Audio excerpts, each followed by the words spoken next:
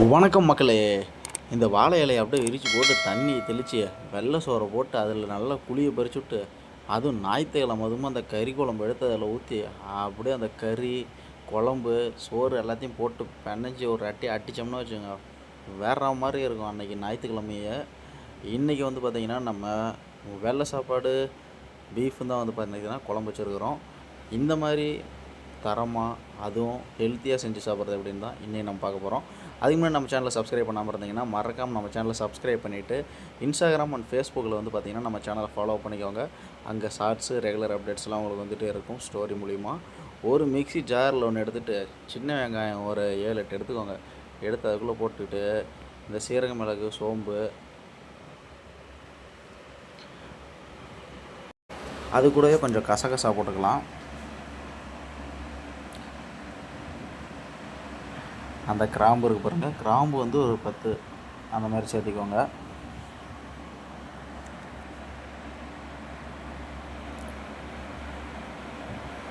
இப்போ வந்து பார்த்திங்கன்னா இந்த பட்டை அந்த பூ இதெல்லாம் வந்து பார்த்திங்கன்னா நல்லா வாசனைக்காகவும் நம்மளுக்கு கொஞ்சம் ஹெல்த்திக்காகவும் நம்ம வந்து இதை சேர்த்திக்கிறோம். சேர்த்து இந்த மிக்ஸி ஜாருக்குள்ளே போட்டு மூடியை போட்டு வச்சு கிர்ருன்னு 2 அடிச்சிங்கன்னா வச்சுக்கோங்க, பக்காவாக நமக்கு வந்து பார்த்திங்கன்னா ஒரு கிரேவி மாதிரி ஒரு சட்னி ரெடி ஆயிரும். அதுக்கப்புறம் இந்த பக்கம் அடுப்பை பற்ற வச்சுக்கலாம். இது வந்து நம்ம பீஃப் வந்து செய்கிறதுனால ரொம்ப நேரம் வேகணும். பீஃபு மட்டன் வந்து பார்த்திங்கன்னா எப்பவுமே ரொம்ப நேரம் வேகணும். சிக்கன் மட்டும் தான் நமக்கு அப்படியே ஈஸியாக சீக்கிரம் வந்துடும். அதனால் மட்டனோட பீஃப் இன்னும் கொஞ்சம் லேட் ஆகும். அதனால் குக்கரில் வச்சுக்கலாம். குக்கர் வந்து பார்த்திங்கன்னா நல்லா சூடாகிற அளவுக்கு விட்டுருங்க. எப்போயும் குக்கரை வச்சோடனே அதில் வந்து பார்த்திங்கன்னா எண்ணெய் ஊற்ற வேணாம்.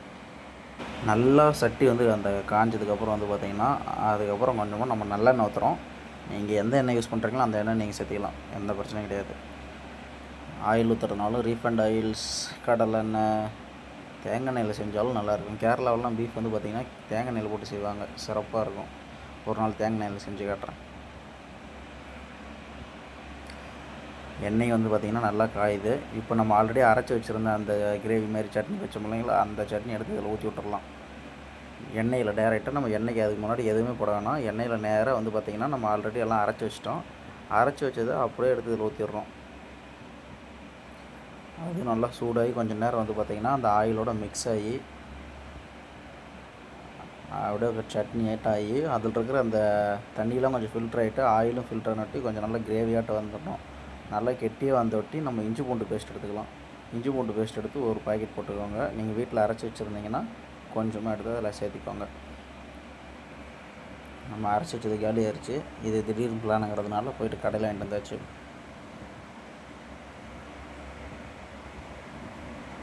போட்டு அதையும் இந்த கிரேவியோடய மிக்ஸ் பண்ணி விட்டுறலாம். கிரேவியில் இது வந்து சாந்து.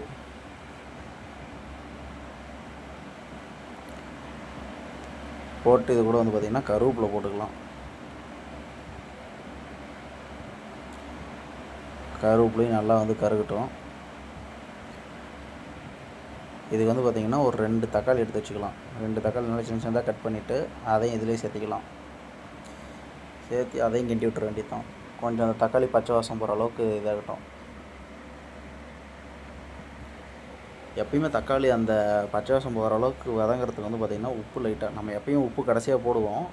அது இல்லாமல் இந்த தக்காளிக்குன்னு தனியாக கொஞ்சம் உப்பு போட்டுக்கலாம். இதுலேயே கொஞ்சமாக போடுங்க, தக்காளி கொஞ்சம் சீக்கிரம் இதாகும். கறி வந்து பார்த்திங்கன்னா இந்த பக்கம் நம்ம ரெடி பண்ணி வச்சுருக்குறோம். இதெல்லாம் எடுத்து கழுவி கட் பண்ணி எடுத்து வச்சுக்கணும். கட் பண்ணதுக்கப்புறம் வந்து பார்த்திங்கன்னா நம்ம எடுத்து வச்சுருக்கிற கிரேவிலாம் ரெடி ஆயிடுச்சு. அதாவது அந்த சாந்து ரெடி ஆயிடுச்சு. அந்த சாந்தில் வந்து நம்ம எடுத்து வச்சுருக்க கறியை போட்டுக்கலாம்.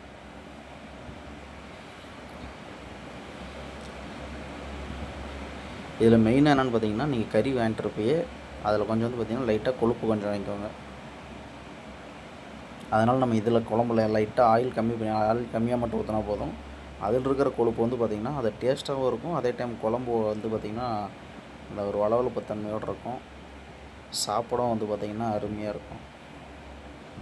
அப்படி இல்லைனாலும் நீங்கள் வந்து இதை அப்படியே உப்பு கறியாக வச்சு சூப் எடுத்துக்கலாம். நம்ம ஆல்ரெடி உப்பு கறி வீடியோ ஒன்று போட்டுக்கிறோம், இட்லி உப்பு கறி வீடியோ. அதை கமெண்ட் பாக்ஸில் கொடுக்குறேன், அதையும் பாருங்கள், ட்ரை பண்ணி பாருங்கள். அடுத்தது கறிக்கு மெயின் வந்து எப்பயுமே மஞ்சத்தூள்.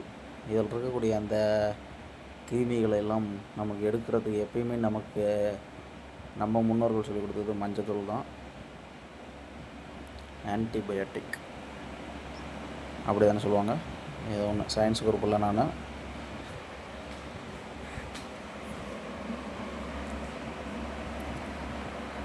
இப்போ நம்ம ஆல்ரெடி அந்த வச்சுருந்த சாந்து, இப்போ நம்ம போட்ட இந்த மஞ்சத்தூள் இதெல்லாம் மிக்ஸ் ஆகிற அளவுக்கு நல்லா கிண்டி விட்டுறணும்.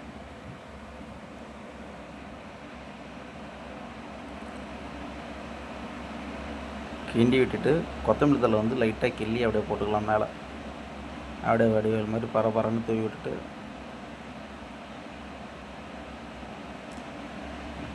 தண்ணி நம்ம தனியாக ஊற்றணும். நம்ம வந்து எப்பயும் போல் அந்த மிக்சியில் நம்ம அரைச்சது அப்படியே அந்த சாரில் அப்படியே தான் இருக்கும். அதை அப்படியே ஒரு கிண்டி விட்டோம்னா அதில் எல்லாம் செட் ஆகிக்கும். கொஞ்சம் இந்த மாதிரி சூப் மாதிரி நுர கட்டணும். அது நுர கட்டினதுக்கு அப்புறமா நீங்கள் குக்கர் லாக் பண்ணிட்டா போதும். அது வரைக்கும் குக்கர் லாக் பண்ணாங்கன்னா இப்போ வந்து பார்த்திங்கன்னா ஒரு 5 விசில் நம்ம விட போகிறோம். 5 விசில் விட்றப்போ அது ரெடி ஆகட்டும். அடுத்து வந்து பார்த்திங்கன்னா சாந்துக்கு நம்ம ரெடி பண்ணுறோம். இது வந்து குழம்புக்கு ஊற்றுற சாந்து. இது வந்து பார்த்திங்கன்னா ஃபஸ்ட்டு நம்ம தேங்காவெல்லாம் கட் பண்ணி எடுத்து தேங்காவை ஃபஸ்ட்டு அரைச்சி எடுத்துக்கிறோம். நம்ம ஆல்ரெடி இப்போ பண்ணி வச்சது இருந்துச்சு பார்த்திங்களா, அது வந்து நீங்கள் அதான் நான் சொன்ன மாதிரி உப்பு கறியாக எடுத்துக்கலாம், சூப்பாக எடுத்துக்கலாம், இல்லை கறி ரசமாக எடுத்துக்கலாம், எப்படி வேணுமோ எடுத்துக்கலாம். இது வரைக்கும் இந்த சாந்து ஊற்றினதுக்கு அப்புறம் தான் வந்து பார்த்திங்கன்னா அது கறி குழம்பாக மாறும். அது வரைக்கும் நீங்கள் எப்படி வேணுமோ அதை பயன்படுத்திக்கலாம். இது கூட வந்து பார்த்திங்கன்னா தக்காளி வெங்காயத்தை வதக்கி வச்சுருக்கோம். அதாவது வதக்கிக்கிட்டு அது கொஞ்சம் ஆற வச்சுருங்க. ஆற வச்சுட்டு அப்புறமா மிக்ஸி ஜாரில் போடுங்க. சுட சுட போட்டுறாதீங்க. ஆல்ரெடி நான் பட்டிருக்கிறேன். நல்ல வேலை அந்த மிக்ஸி எதுவும் ஆகலை.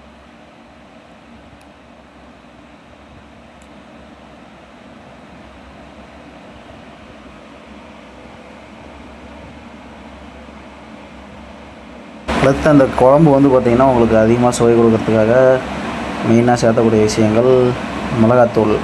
இப்போ தான் நம்ம எல்லா மசாலாவுமே சேர்த்த போகிறோம். ஏன்னா அது என்ன குழம்பா இல்லை, அது வெறும் சூப்பாக தான் இருக்குது. மிளகாத்தூள் வந்து நாங்கள் கொஞ்சம் காரம் நல்லா சேர்த்து சாப்பிடுவோம். அதனால் 2 ஸ்பூன் போட்டிருக்கோம். நீங்கள் ஒரு 1.5 ஸ்பூன் போட்டிங்கன்னா உங்களுக்கு போதுமாக தான் இருக்கும். உங்களோட மிளகாத்தூள் காரத்தை பொறுத்தருக்கு. அடுத்து இந்த குழம்பு நல்லா கெட்டியாக இதாக வரதுக்காக நம்ம மல்லித்தூள் 2 ஸ்பூன் போட்டுக்கிறோம். மல்லித்தூள் 2 ஸ்பூன் போட்டு இதெல்லாம் சேர்த்து மறுபடியும் அரைக்கிறோம்.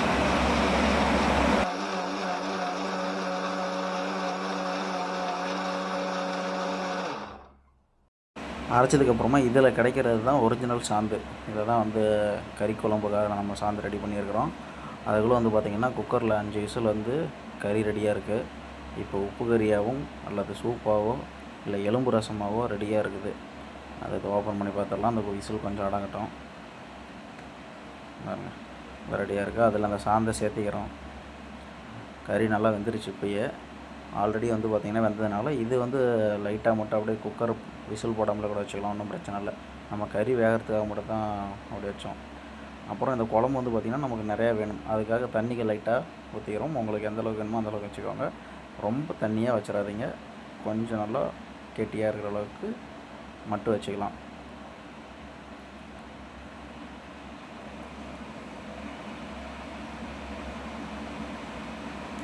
வச்சுட்டு இந்த சாந்தோட இந்த கறியெல்லாம் மிக்ஸ் பண்ணி விட்டுடலாம்.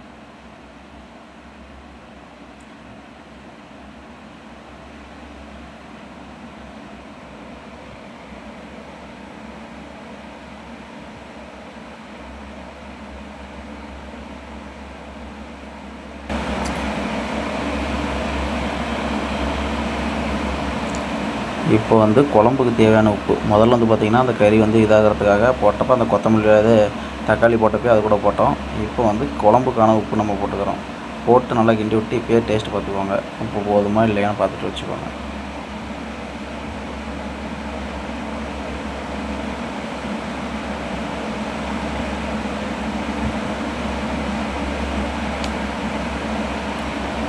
அவ்வளோதான் உங்களுக்கு லைட்டாக கொதிச்சுன்னா குழம்பு ரெடி. டேஸ்ட்டு பார்த்துக்கோங்க. டேஸ்ட்டு ஓகே, அருமையாக இருக்குது. வாப்பா போய் வாழை இலையை அறுத்துட்டு வந்துடலாம். வாழை இலையை அறுத்துட்டு வந்து அப்படியே தண்ணி மேலே தெளிச்சு விட்டு அப்படியே க்ளீன் பண்ணி விட்டு அப்படியே அந்த சாப்பாடை கொஞ்சம் கொஞ்சமாக அப்படியே வெள்ளை சாப்பாடை கொட்டி அப்படியே நடுவில் புளியை பறித்து விட்டுட்டு அந்த குழம்பு எடுத்து அதுக்குள்ளே ஊற்றினோம்னா வச்சுக்கோங்க, அது எலும்பும் கறியுமாக போட்டு ஊற்றணும். இந்த கறி சோறு திங்கலைன்னா நமக்கு ஞாயிற்றுக்கிழமையாகவே இருக்காது.